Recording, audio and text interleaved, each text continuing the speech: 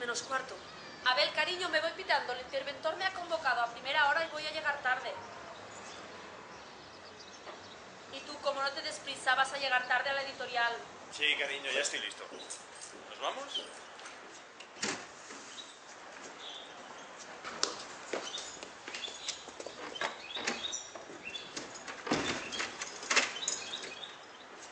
Hasta la tarde.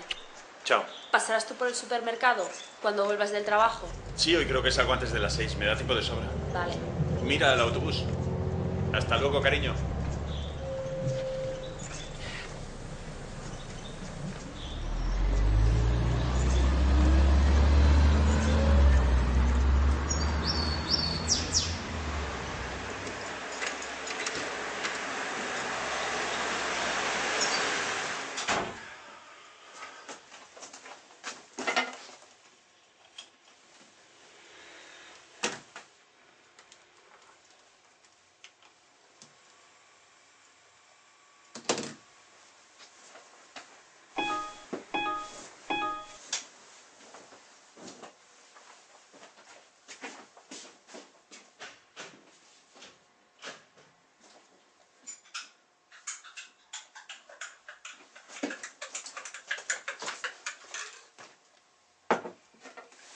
Vaya, 3 nuevos encargos.